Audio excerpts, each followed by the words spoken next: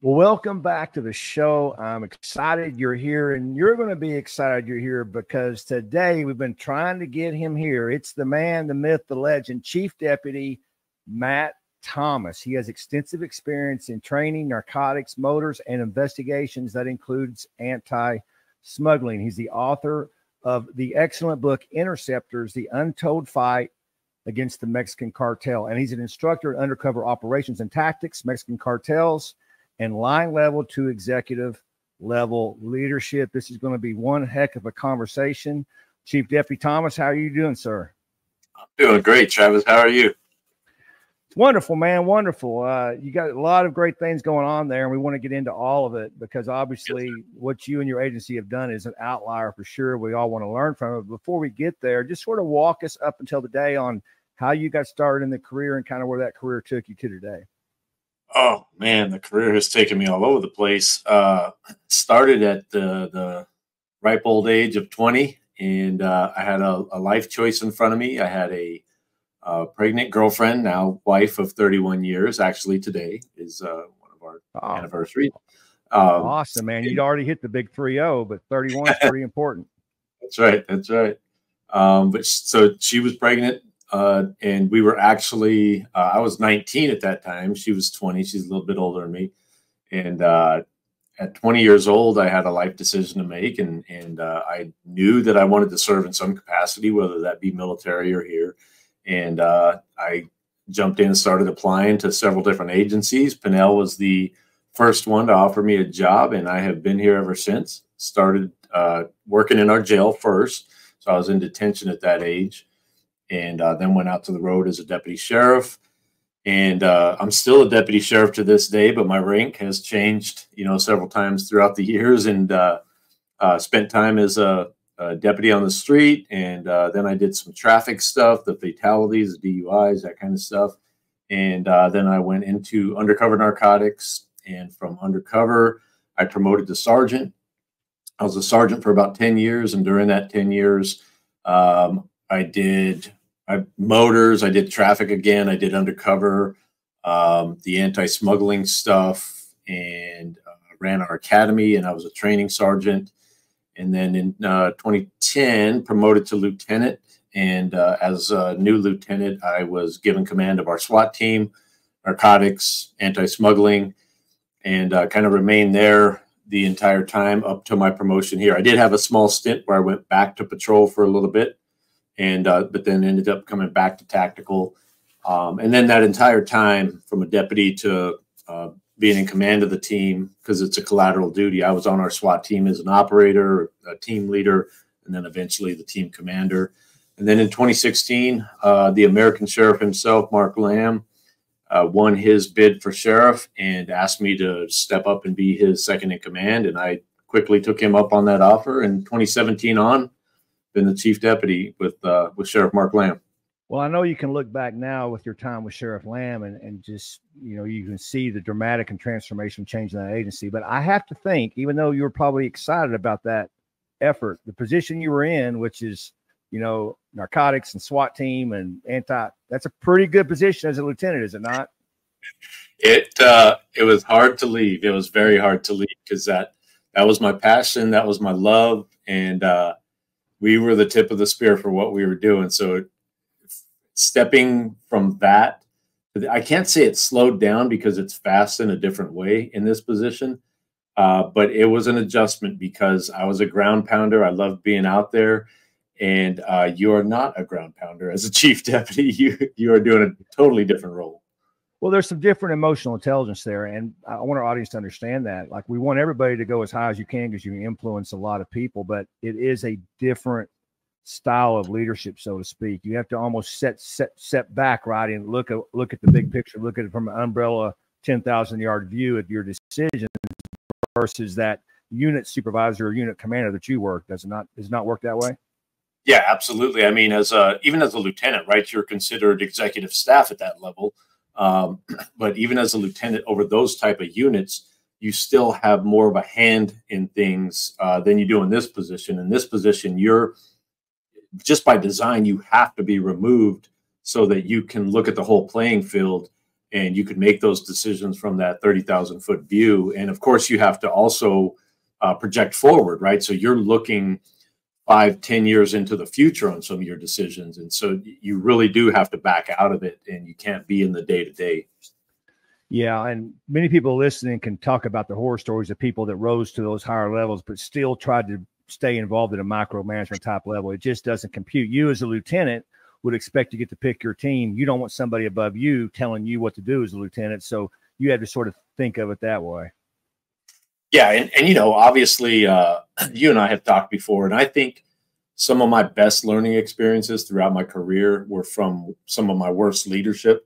Yeah. And I knew as I moved up in rank, you know, that I wanted to have more influence so that I could do more good. And I wanted to be able to be a leader that did not fail their people, right? And that did not fail the agency, and did not treat people that way. It just micromanaging, because I've had those leaders before. And so I understood what that does to a good team. You can just kill a good team. And so I knew that some of my best work at all those levels was when they just cut me loose. They give you some direction and they give you some boundaries, and then they let you go. And man, I loved having that freedom. And I gave return on that investment when leaders let me do that. And so I knew that, you know, moving to this level, I have to do the same thing. I trust my people. They have fantastic heads on their shoulders. They have good judgment. I got to let them do what they got to do. And what you find, what I have found in doing that, and, you know, the sheriff as well, is people, even people that you don't expect to blossom, and they do a fantastic job. And there are some that stumble along the way, but when they have supportive leadership, they just get right back up, and they put their, you know, big boy pants on, and they get with it, and they end up being some of your hardest workers. Yeah, it's how you treat those stumbles, right? Leaders can go two directions. You can treat those stumbles as, oh, you're a bad cop, or we're going to discipline you, or we're going to do this. But if you treat those stumbles as a learning tool, it can be pretty powerful for that officer, can it not? Oh, absolutely. And those tend to be the officers that become some of your top performers, because they see that trust from the leadership. They see that support that, okay, even though I made a mistake, and I can tell you, we're dealing with one right now that we had to make a call on, and it's a call outside of calls we've made like this before. But it was the right call to make in this case. And I know that this person, I've had a personal discussion with this person that was facing not being in this career anymore, or we support and we kind of work through the problem together. And I guarantee you that that guy is going to go on to do great things, because he is going to work his tail off to earn what we have given him now every single day. And those guys, they go on to be great. And it is those stumbles where you support them rather than just kick them to the side. And I'll tell you, a lot of it came from the sheriff. And he changed even some of my perspective, because I was a pretty rigid guy, you know, coming up, very militaristic, because we're a paramilitary organization. But the sheriff made a statement real early on that really stuck with me. And he said, you know, if our kids mess up, do we kick them out of our family? And I was like, well, no. He says, no, we help them work through it. They're our blood, you know? And I said, yeah. And he said, so why are we doing that to our people in this profession? And that really stuck with me through all the decisions we have to make. Yeah, and that's why I love talking to you, Matt, because those of you listening, he's not just throwing you a bunch of steam here. I mean, go back on our podcast and listen to the podcast with Captain Hunter Rankin. He is a prime example of what Matt just talked about. He was left out. I mean, they could have easily got rid of him, and he tells that story about how management cared for him and gave him another chance. And of course, he's flourishing today. So go back and listen to that one. But Matt, before we get into some of the leadership style stuff, because that's going to be gold, you've already sort of alluded to it. You wrote a book called The Interceptors that had to have come from your experience involved with that team you just talked about. Kind of what inspired you to write that book? Because you've been all over. I mean, this is no Jack Carr podcast, but we're pretty close, right? You've been all over talking about that book. Yeah. Kind of tell us about what inspired you to do that, and kind of based on your experiences, tell us what it's like down there working near the border. Well, I'll start with the inspiration really was the fact that I knew that we were a part of U.S. history that the rest of the world didn't know about. We were doing things down here in Arizona that is not typical of law enforcement. And a lot of what you're seeing now in like the Texas area, New Mexico area, they're seeing and facing what we were facing a decade or so ago. And that time frame, the 2009, 10, 11 time frame is when a lot of the operations in the book were going on. So I knew we had a piece of American history that needed to be told, because I worked with some, just no two ways about it. I worked with heroes, man. And they did some fantastic work, and we were involved in some operations that had to be collaborative on every level, federal, state, local. And we had great teams working together, Border Patrol, HSI, us, and did good work. So I wanted to document that first off, right? And I wanted to get that recorded. And then I wanted to really honor those people that did that work and show, like, here's what goes on at night when most people are asleep in their beds. Here's what we were out doing to make sure you could peacefully sleep in your beds. And I wanted them to know that. And I wanted them to get a no BS version of here's what we were dealing with. Because if you read the book and you read the operations, you're going to go, this is what I get most often. Those are like military operations. So I know. And we didn't know what we were doing. We were not the military. We had some military people, you know, that had served and were part of our teams. But we were not the military. And so we had to learn that stuff as we went. And we're fighting a criminal organization with unlimited resources, and they're very violent. It's the Sinaloa cartel that we're up against here.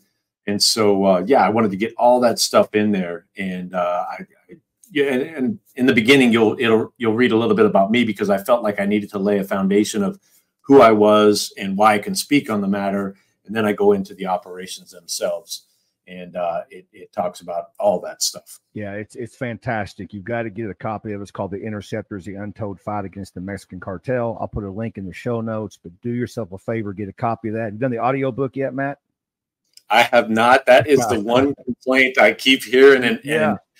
If you're like me, I get the same complaint, but I'm like, I can't really say a complete sentence without messing up. So that's going to take weeks for me to do. Hey, and to that point, Travis, people don't realize it is harder than heck, especially your own story, to sit there and read into a microphone, keep the same cadence, all that stuff. It's tough. It's brutal, man. It's brutal. Maybe AI could do it for us in the next few years. I don't know. There you go. Brutal. I've been putting it off. I'm 5 years in. I still haven't done it. So odds are it's not going to happen. So, yeah, man, you're right. That book, everything's political now on the border, but long before this became sort of the national news that we now know, you were laying this out. It's really, really incredible. And you mentioned Sheriff Mark Lamb, and I have to think that was a drinking through a fire hose, right? Because those of you who don't know Sheriff Lamb, his ideology on law enforcement is not the typical leadership theory that you may think about, right? It's more holistic, it's more personal, it's more of a caring approach. And you had to probably adjust early on to that, did you not? I did and I didn't. Because I kind of had that style myself. So as I came up through the ranks, I would like to think that I was a caring leader, and because I care about other people, bottom line, right? I care about human beings. And as a leader, I was one of those guys that if you were a slacker, you did not like working for me because I would outwork you, and that was not good for you, right? But if you were a performer, you loved working for me because we were on the run, and I would support you as much as I could. And throughout my tenure as a sergeant, I got in trouble several times for standing up to weak leadership because they were making wrong decisions. And I have been in trouble through my career several different times because I stood up for what was right, which is a really hard thing to do, especially when you're facing demotion or discipline or stuff like that. But so that was kind of at my core anyways. So I'll tell you, when Mark sat me down, here's how it went down. Mark reached out through a third party and said, "Hey, can you ask Matt if he would be interested?" And so at the time I said, yes, I would be interested, but I'm not going to talk to him until after the election is done because it would be disrespectful as a lieutenant it'd be disrespectful to my current administration for me to have those discussions with him. And he completely agreed with that. So after he wins the primary, I said, okay, now I'll have a discussion with you. And he says, well, I want you and your wife to meet me and my wife, and I'm going to interview you for the job. And I'm like, you want me to bring my wife? And he says, yep. And so I figured out why, because if you know Mark, family is huge for him. And so he wanted to be sure. He told me this is an all-in thing, you know, with you and I and our wives as well. And so he wanted everybody to be part of that discussion and decision. And he sat there and he laid out his plan, his goals, his objectives. And as part of that, I at that time saw who Mark was, the person that had become the sheriff. And I was all in. I was like, this is the guy we need. Like, this is the leadership we need, because that care that you talk about and just the family orientation and everything that he approaches, it was evident. And so I was all in at that point. And so took the core of who I was and kind of adjusted that to Mark's style. And that did take a little bit of adjustment, because I was more of a rigid, you know, here's the rules. And Mark was more of a, well, let's take those lines and kind of smudge them around. And, you know, so we can kind of go into these gray areas a little bit more. So that took a little bit of getting used to, but man, has it been productive, and I've learned so much doing it. Yeah, we're going to talk about the success you've had in the last several years, because I've mentioned already the agency is so unique and it's so special. But I want to give you credit, Matt, and I know you're not going to take it. You're not going to like it well, but Mark Lamb would not be who Mark Lamb is today without you. I know you're going to give him credit as well, because people need to understand you're running that department. Mark, yes, Mark's the sheriff, but Mark has other responsibilities away from the department. So you're there day to day, and you have to implement what you guys have put into place. And so talk to us about the pressure of that, right? I mean, that's an incredibly busy job. It's an incredibly taxing job, a lot of responsibility. That was a big adjustment for you. Kind of talk to us through those early days and how you got through that, to where I know you're got things in place now and you're sort of cruising and you're really enjoying things. But there in the first few years, I'm sure there were ups and downs. Oh man, there were a lot of ups and downs and a lot of learning curves. A lot of, you don't know what you don't know. Right. And a lot of opening doors and then shutting them real quick, but you don't want anything to come out of that door. But yeah, as I moved into this position, it is a heavy responsibility. And the thing that weighs on you most, or weighs on me anyways, is the responsibility of the people that work here and that I work with, and making sure they're okay. And that becomes the huge weight, right? And so at the time when we took over, we came out of an administration that didn't think that way. They didn't necessarily treat everybody, and I don't want to say fairly, but they just not with dignity and respect. And so there was a lot of hurt feelings. There was a lot of broken down bridges between like us and our main county, which is, we are part of the county government still, so we have to function that way. So there was a lot of bridge building for us. There was a lot of restructuring relationships. And the weird thing was, even though I had been here my whole life, I still had to regain the trust of the employees, because I moved into this position now, and it was a different position. They viewed it differently. And so I had to regain that trust. And that was one of the hardest things for me, because I was like, dude, I'm the same guy. Like, you guys know me. But it was still a process. And so that was, that kind of messed with me a little bit. And that took some growing. And, but really, I think we functioned well once we got up on our feet and got through that first year or two. How I view this position is just another assignment. I think that keeps me a little bit grounded, because I don't really step back and get overwhelmed with, oh my God, it's the whole agency. I just worry about what I actually, day to day have to deal with, which is my direct reports.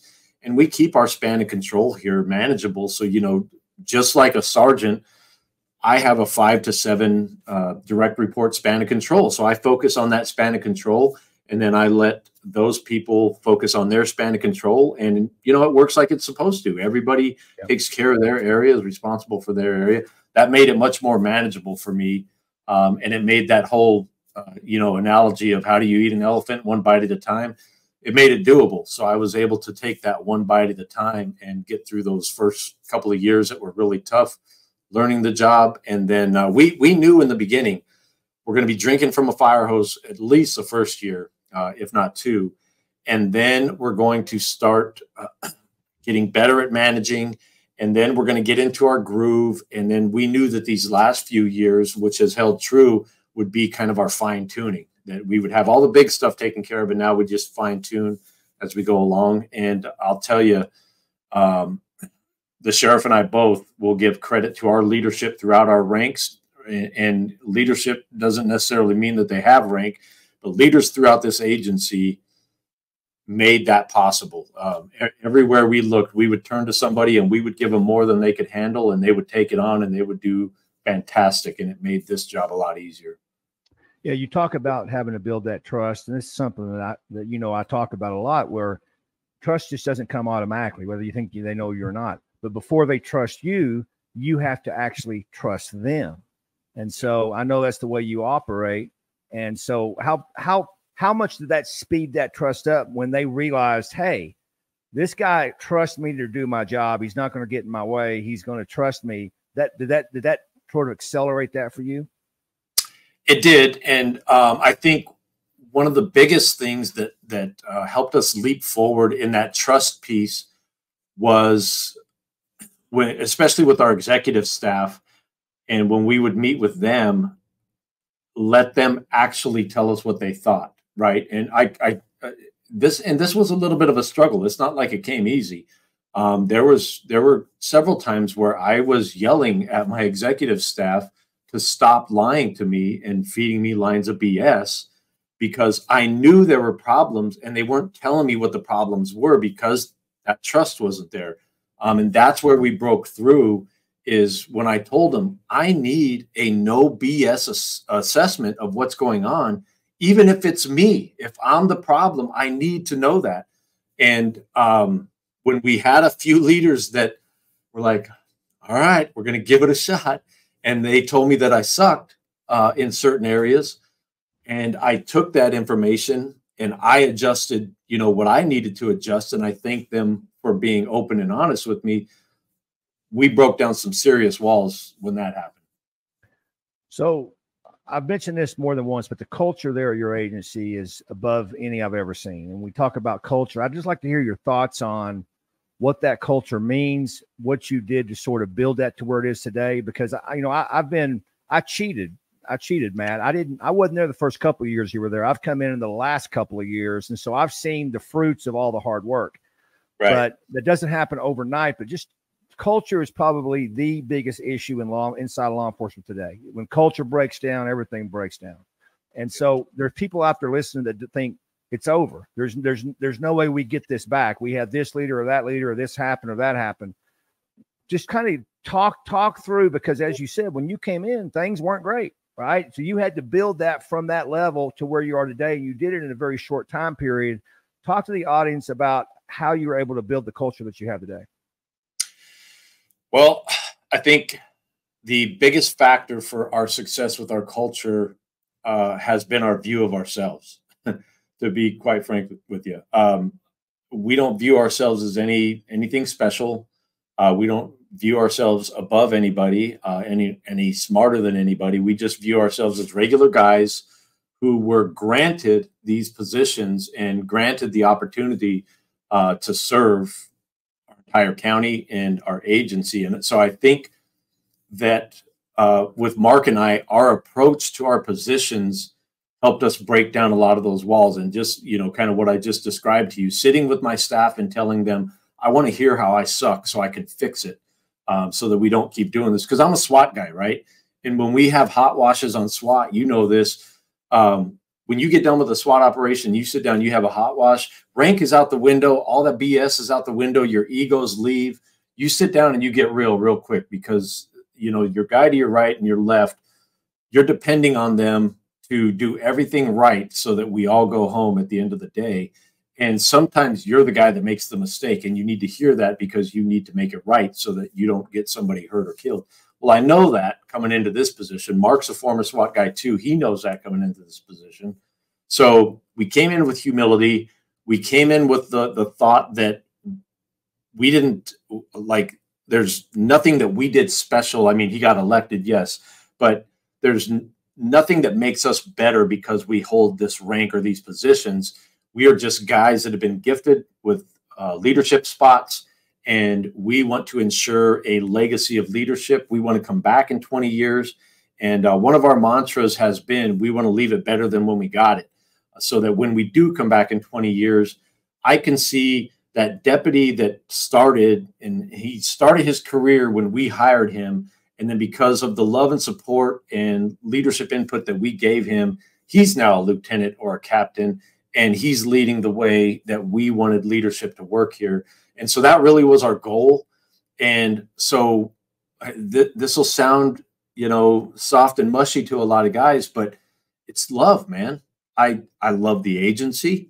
I love my county. I love my state. I love the people that work here. And you know, it's not a, it's that kind of love that is deep down in my heart that I would give my life for. And so when you have that kind of love for your people, your agency, the profession, I think that carries over, and people understand that that's real, right? I'm not trying to fake the funk. I'm not trying to be some stuffed shirt who thinks I'm special because I hold some rank or I have some certificate on the wall.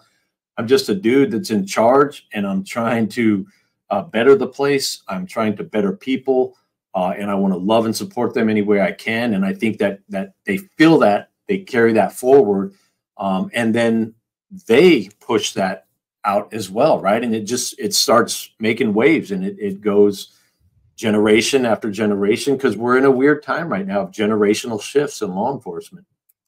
Yeah, it's hard to fake it because people could smell that out. But also when you're authentic, it's hard for people that below you that want to fake it. It's hard for them to fake it as well. So that authenticity breeds, as you said. And I tell this story in my seminar. It's straight from when I was at your agency, Matt, where I was walking out of a class during one of the breaks, and I saw one of your canine officers at the top of the sort of seating area, and he's sitting there, a veteran guy, 20 plus years on.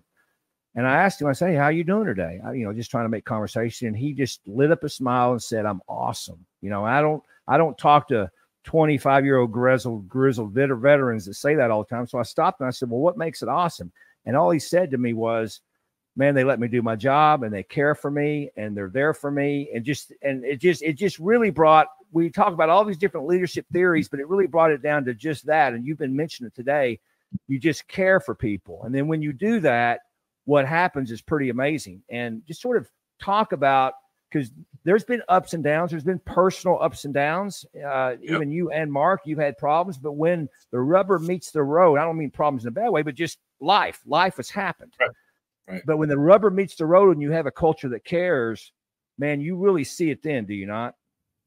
Oh, absolutely. Yeah. And I want people to have a clear understanding that it's not all, roses and unicorns and rainbows, man. It's, life happens. I mean, Mark, we had a tough deal when Mark lost his son and granddaughter and daughter-in-law all in one accident. And then our chief, who all three of us kind of came in together, our chief over patrol, he lost his 25-year-old son unexpectedly year prior to that. So we've had like the personal stuff that has hit us hard, and you have to get up and you have to keep on going because people rely on you. And you can't, Colin Powell is a leader that I looked a lot at as I moved into this leadership position.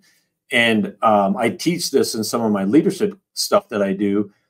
He made a statement that you bring your own weather, right?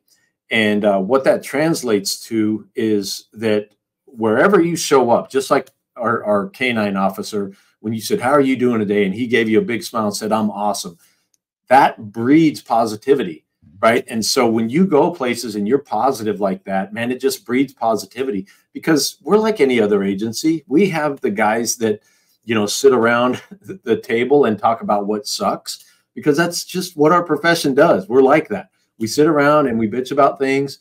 But we actually, the sheriff and I, promote that too. We tell them, yeah, we bitch, right? So we expect you to bitch. And if you're bitching about me, I don't care.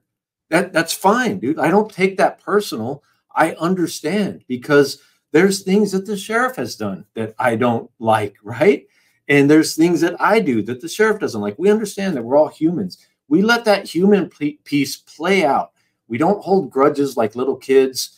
We act like grown men, and we treat each other with respect. And I think that all carries forward through those hard times, through those personal trials, through all of that. And we show our agency, like I've already said, that we're humble, we're normal. We have the same problems you have. We're dealing with the same things you deal with. And I think I don't know that we're going to get into it, but even the mental health stuff, right? I openly share some of the struggles that I've had, some of the stuff I've dealt with and how I've dealt with it. I openly share with my agency that I have went through ketamine treatments. And I tell any of them, hey, if you want to talk to me about it, I'll talk to you about it. And I think it's that vulnerability, that being real with them understanding that I'm just a normal dude. I'm just granted this awesome position to be at the head of the agency with the sheriff. I think all of that culminates into the culture we're speaking of, and the leadership, and kind of how we have pushed forward through this. Yeah, that vulnerability is big. It's so rare, Matt, and it's hard to describe when I'm with your agency and I see you intermingling. It's hard to describe because it's so different. It's so unique. It's so gratifying to watch. And most people aren't in that environment, unfortunately. But you alluded to it. We were actually just now going to get to it. But you've given your agency incredible resources to make them better, where they may have to take their own initiative, but there's incredible things you've done. I mean, you're doing things that combined, I don't know if every agency is doing this. I mean, just on the top of my head, you do leadership training constantly. You bring in Paige doing the yoga stuff. You've done Dr. Miss Javidi stuff. I mean, you've got a lot of resources for your agency. Just kind of talk about how you've seen that help your agency, all the opportunities you've given them.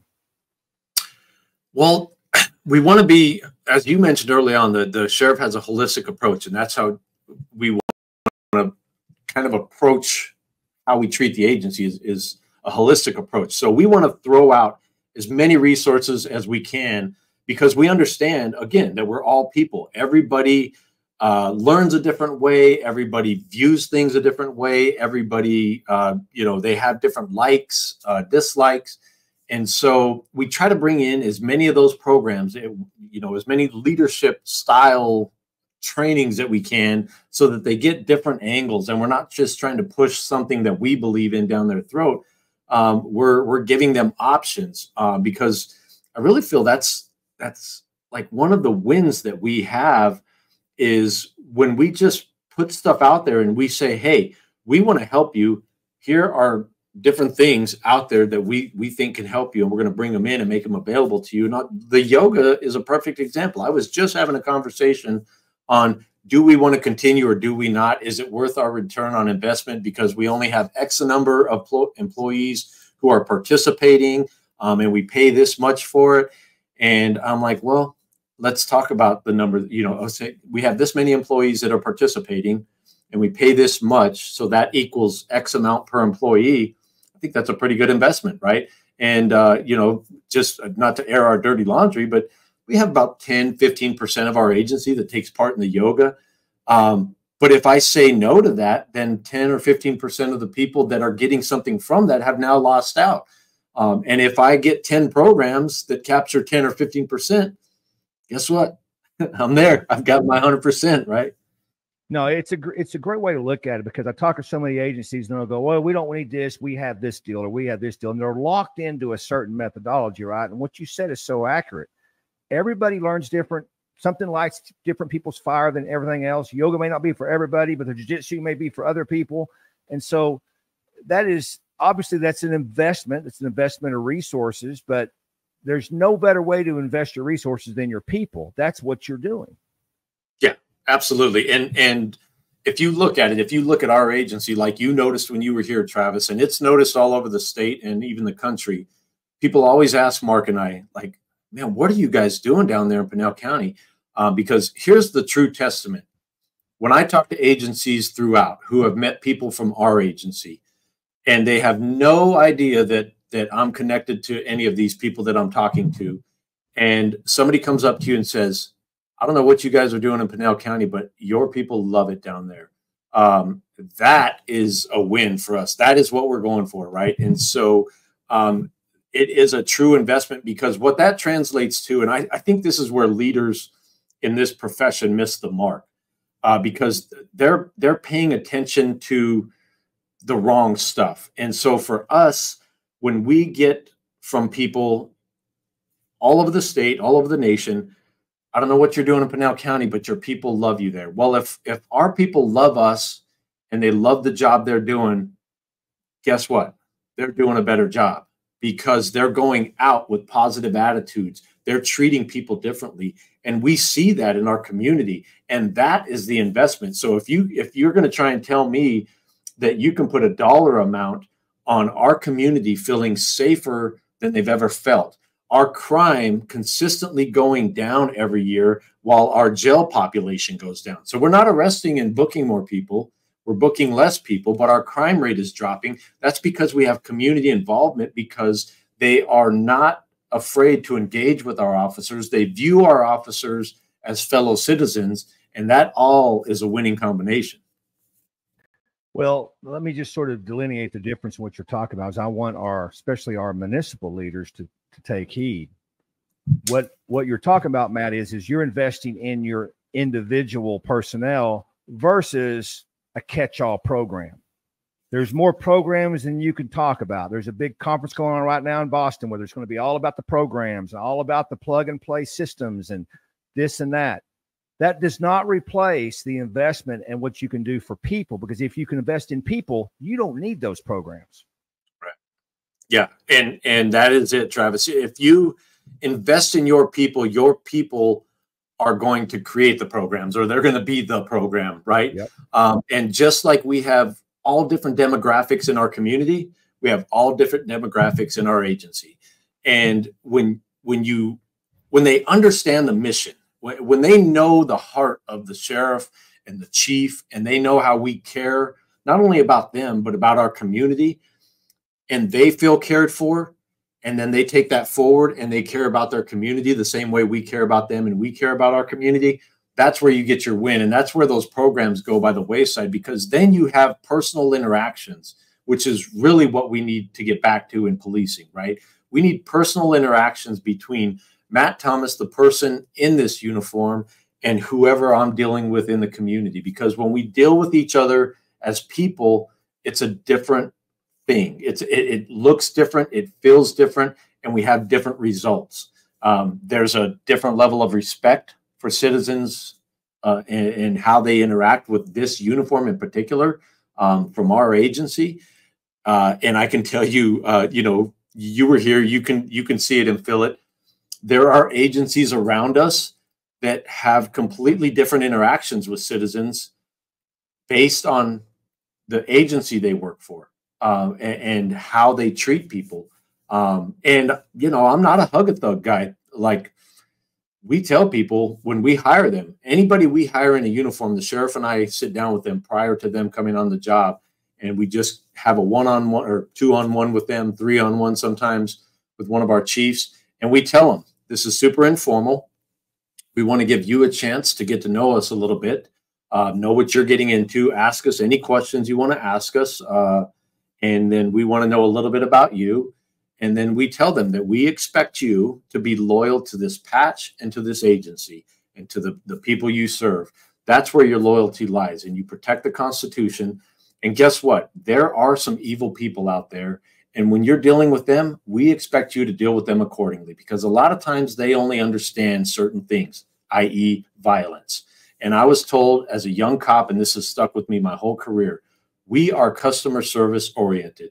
If the customer demands violence, we got to give it harder and faster so that we're safe and we take care of our community. And so we kind of give them that same spill. We expect them to treat all of our community members with respect, but this job is not pretty. And when it gets ugly, we want you to get to work, and we're going to worry about all the BS. We're going to take care of that. You just do your job and come home safe. Man, there's a lot of learning lessons in this podcast, Matt. But I'll tell you right now, what you just said, every chief and sheriff in America needs to have that conversation with their officers, because we're seeing an epidemic of unawareness, an epidemic of hesitation. We're seeing more officer assaults than ever before. And it's because cops are more scared of YouTube and everybody else than actually going home at night, because they don't know if someone's going to have their back. And so just having that conversation alone could do wonders for their safety. Yeah, absolutely. And again, as they're coming to work for us, we want it to be very clear. Like, you didn't hear it from somebody who heard it from somebody who heard it from somebody. That's straight from the sheriff and I. This is our expectations, and this is how we're going to treat it. Chief Deputy Matt Thomas, I can't thank you enough. Where can people find you, reach out to you? Because I'm telling you, if you haven't heard him speak or you haven't read his book, you got to get a hold of both these. Kind of tell them where to find you. The easiest way to find me is either on LinkedIn or Instagram. I'm active on both of those. Instagram, my handle there is @deputy_one-time. And then on LinkedIn, it's Matthew Thomas. And yeah, get in touch. And you know, just like you, Travis, I love this profession. I want to keep it strong. And so I'm doing my best to pass on what I can pass on. It's legacy building stuff, Matt. I can't thank you enough. Thanks for being here. And if you've been watching and you've been listening, thank you for being here. Thank you for spending your time with us. And just remember, lead on and stay courageous.